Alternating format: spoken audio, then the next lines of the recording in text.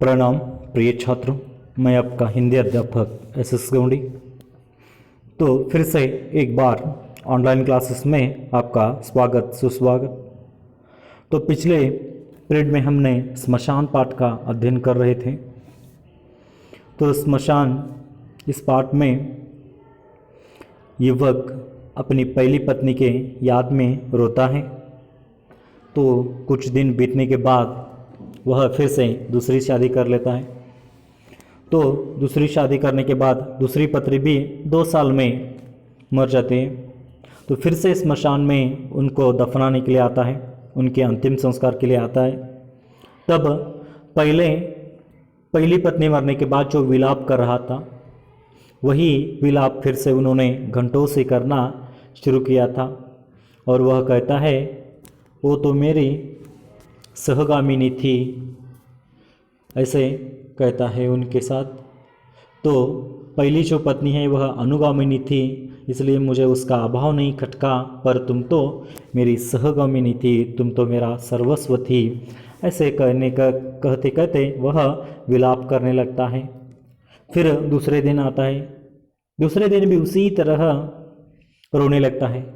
तो स्मशान के हृदय में एक थोड़ा सा जो संदेह उठाता, वह पूरा संदेह मिट जाता है और फिर से स्मशान उस युवक के ऊपर भरोसा करने लगता है। तो देखिए, आगे जाकर जो पाठ है उसका अध्ययन करेंगे। फिर वही ढर्रा चल पड़ा, यानी कि वही सस्ता चल पड़ता है, वही हालचाल चल पड़ता है जो पहले जैसा। रोज ही न जाने कितने शव जलते, मनुष्य रोते, स्मशान मनुष्य के अलौकिक प्रेम के गुण गाता और पहाड़ी मुस्कुराती। यानी कि जो पहले जैसा हालत बन जाते हैं और पहले जैसी घटना यहाँ पर घटने लगती है। हर दिन बहुत सारे शव आने लगते हैं, शव आने के बाद स्मशान में जलने लगते हैं, जलाने लगते हैं और मनुष्य के अलौकिक प्रेम के गुण गाता वह स्मशान, बट पहाड़ी उसे देखकर मुस्कुराती थी। अंतर था तो केवल इतना ही कि स्मशान के स्वर में कुछ उतार आ गया था और पहाड़ी मुस्कुराहट व्यंग्य कुछ अधिक स्पष्ट प्रखर हो गया था। तो ऐसे ही चलता रहता है। तो इसमें थोड़ा सा बदलाव आया है। तो कौन सा थोड़ा सा बदलाव, यानी कि जो स्मशान की मुस्कुराहट है, उस मुस्कुराहट में उनके व्यंग्य में थोड़ा सा कमतरता दिखाई देती है, अस्पष्टता है। और जो यहाँ पर पहाड़ी की मुस्कुराहट है उसमें स्पष्टता दिखाई देती है, यानी कि उसकी मुस्कुराहट धीमी पड़ गई है, कम हो गई है स्मशान की मुस्कुराहट, और पहाड़ी की मुस्कुराहट क्या हो गई है, थोड़ा सा ज़्यादा हो गई है। तो ऐसे कहते फिर से 2 वर्ष भी नहीं बीत पाए होंगे कि स्मशान के कानों में फिर वही परिचित स्वर सुनाई पड़ा और उसने आश्चर्य का ठिकाना नहीं रहा। यानी कि ऐसे फिर से 2 वर्ष बीत जाते हैं, 2 साल बीत जाते हैं। तो 2 साल बीतने के बाद फिर एक ऐसी ही एक आवाज सुनाई देती है स्मशान को। तो इस आवाज को सुनने के बाद स्मशान का आश्चर्य का ठिकाना नहीं, वह दंग सा रह जाता है जब उसने देखा कि वह युवक इस बार अपनी तीसरी पत्नी के शव को जलाने आया है। तो इस बार क्या हो गया है, पहली पत्नी हो गई, दूसरी पत्नी हो गई और तीसरी पत्नी का शव जलाने के लिए आया है। इसी को देखने के बाद स्मशान का आश्चर्य का ठिकाना नहीं रहा।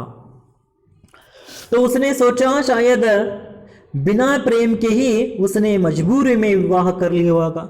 तो स्मशान फिर से एक बार उनका सहारा दे रहा है, किनका, उस व्यक्ति का, तो नवयुवक का, और कहता है कि उन्होंने अपनी मजबूरी में उन्होंने तीसरी शादी कर ली होगी। पर युवक उस युवक का विलाप सुना तो वह भ्रम भी जाता रहा। तो उनका भ्रम कम होता रहा। आज भी उसका क्रंदन उतना ही करुणा था, आज भी उसकी चित्कार यानी कि रोने की आवाज हृदय को दहला देने वाली थी। आज भी उसके अश्रु गर्म सलाखों की भांति धक धक, यानी कि यहाँ पर बहुत ही ज्वाला की तरह धक धक कर देने वाले थे। उसके पहले वाले रूप में और आज के रूप में कोई अंतर न था, यानी कि पहले जैसा ही वह क्या कर रहा है, रो रहा है। तो जब पहली पत्नी मर जाती है, दूसरी पत्नी मर जाती है, तो उसमें रोने का, विलाप करने का कोई भी अंतर नहीं है। उसी तरह क्रंदन करता है, उसी तरह चित्कार जैसा पर उसके हृदय को दहलाने वाली है, और उसी तरह उनके गर्म अश्रु सलाखों की भांति धक धक करने वाली है। तो उसके पहले वाले रूप में और आज के रूप में कोई अंतर फर्क नहीं था।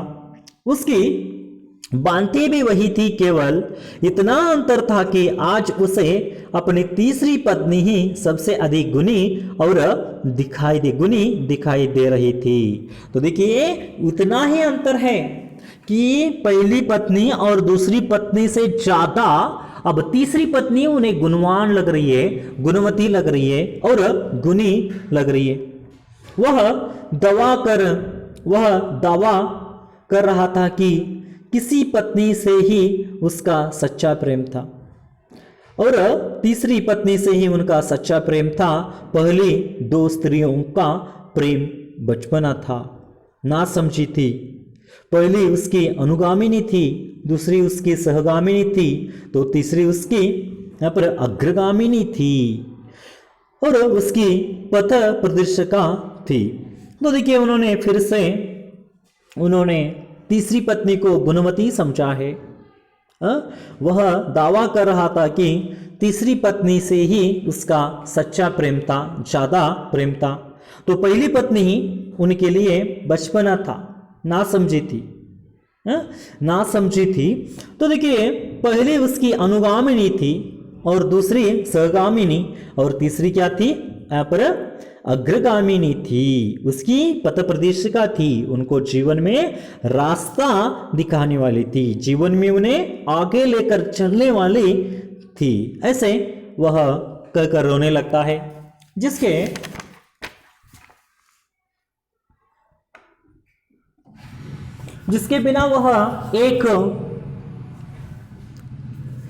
बिना वह एक कदम भी जीवित नहीं रह सकता, ऐसे कहकर रोने लगा है। यानी कि उनके पत्नी के बिना एक पल हो अथवा एक कदम हो, उतना भी वह जीवित नहीं रह सकता। वही पुरानी बातें, वही विलाप, वही क्रंदन, मानो इसका भावना के साथ कोई संबंध ही न हो। यहाँ पर कंठस्थ पाठ की तरह वह उसे यहाँ पर दोहरा रहा हो। तो देखिए पहले जैसा ही वह रोने लगा है, जैसा पर पुरानी बातें कर रहा है, वही विलाप है, वही क्रंदन है, मानो इसका भावना के साथ कोई संबंध ही न हो। यहाँ पर कंठस्थ का पाठ ही इस पाठ की तरह उसे दोहरा रहा हो, यानी कि वह कंठस्थ करने जैसा यहाँ पर लग रहा है। वैसे ही वह क्या कर रहा था, रो रहा था। लेकिन यहाँ पर देखिए कुछ भावना ही नहीं है, यहाँ पर रोने की भावना है, वह भावनाएं दिखाई नहीं दे रही है यहाँ पर। और वह युवक तो तीनों पत्नियां मरने के बाद उसी तरह आलाप कर रहा था, विलाप कर रहा था, उसी तरह रो रहा था, उसी तरह क्रंदन कर रहा था। तो पहले जैसे ही हालात उनके थे। तो उसके बाद देखिए मनुष्य के अलौकिक प्रेम की जिस भावना को यानी कि स्मशान अपने हृदय में बड़े यत्न से संजोए बैठा था, उसका वही हृदय इस दृश्य से पत्थर हो गया।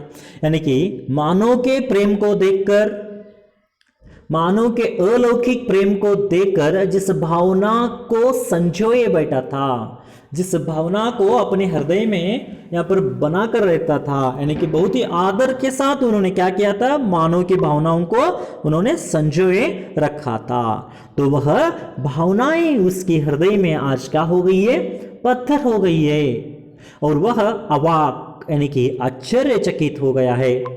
विमूढ़ सा देखता रहता है। विमूढ़ सा यानी कि जैसा पर विस्मित होकर, आश्चर्य होकर, विमूढ़ सा यानी कि यहाँ पर चुपचाप शांत तरीके से उन्हें वह क्या कर रहा है, यानी क्या पर देख रहा।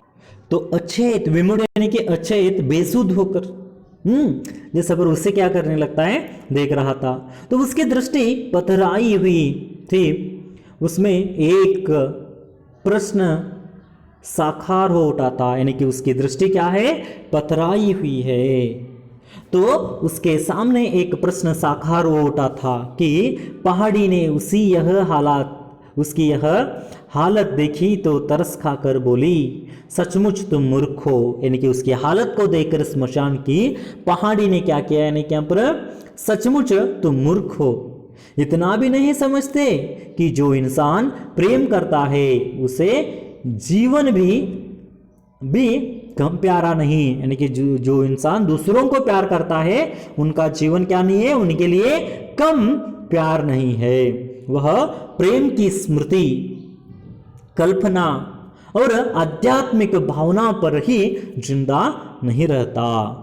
तो जीवन की पूर्णता के लिए वह फिर प्रेम करता है। यानी कि वह सिर्फ जीवन की कल्पना अथवा जीवन की यादें, स्मृति, यादों पर अथवा अपनी कल्पना पर अथवा अपनी आध्यात्मिक भावना पर वह जिंदा नहीं रहता है। मानव कल्पना के साथ जिंदा नहीं रह सकता, अपनी यादों को लेकर ऐसा पर अपनी ख्वाहिशें पूरी नहीं कर सकता वह। तो उसे क्या करना पड़ता है, इनके यहाँ पर जिंदगी जीने के लिए, जीवन की पूर्णता के लिए वह फिर प्रेम करता है। तो जीवित रहने की ललक के चलते ही वह हर वियोग झेल लेता है। यानी कि जीवित रहने की लालसा के लिए वह क्या कर लेता है, हर वियोग को झेल लेता है, हर दुख को झेल लेता है, व्यथा सह लेता है, क्योंकि सबसे अधिक प्रेम तो मनुष्य अपने आप से करता है। यानी कि जीवन में जो भी ललक हो, तो सब कुछ को जैसा पर वह क्या कर लेता है, सह लेता है। क्योंकि मानव जो है जीवन में सबसे ज्यादा किसे प्यार करता है, दूसरों को नहीं, खुद को प्यार करता है, अपने आप से प्यार करता है। इसलिए वह हमेशा के लिए बार बार जीवित रहना चाहता है। तो देखिए, पहली पत्नी मर जाती है, कुछ दिन बीत जाते हैं, फिर दूसरी पत्नी उस युवक की मर जाती है, कुछ दिन बीत जाते, लेकिन वह नहीं मरा, फिर से उन्होंने तीसरी शादी कर ली और जिंदगी जीना शुरू कर दिया। तो तीसरी पत्नी भी मर जाती है, तो यहां पर फिर से उन्होंने आगे की जिंदगी अपने दम पर सवार लेती है। यानी कि मानव अपने जीवन के पूर्ति के लिए, जिंदगी के पूर्ति के लिए बार बार प्यार करता है। उनका प्यार एक के साथ खत्म नहीं होता, जिंदा रहने के लिए प्यार करना जरूरी है। ऐसे उन्होंने एक के बाद दूसरे के साथ, दूसरे के बाद तीसरे के साथ ऐसे शादी करके उन्होंने अपनी जिंदगी को जिया, लेकिन अपनी जिंदगी को समाप्त या खत्म नहीं होने दिया। क्योंकि मानव जो है, मनुष्य जो है, दूसरों से ज्यादा खुद को प्यार करता है। तो यही इस कहानी का सत्य है। तो यहां पर इस स्मशान नामक एक कहानी का समाप्त हो जाता है। तो छात्रों, कल के पीरियड में, अगले पीरियड में, अगले पार्ट के साथ हम हाजिर होंगे। तब तक थैंक यू, धन्यवाद।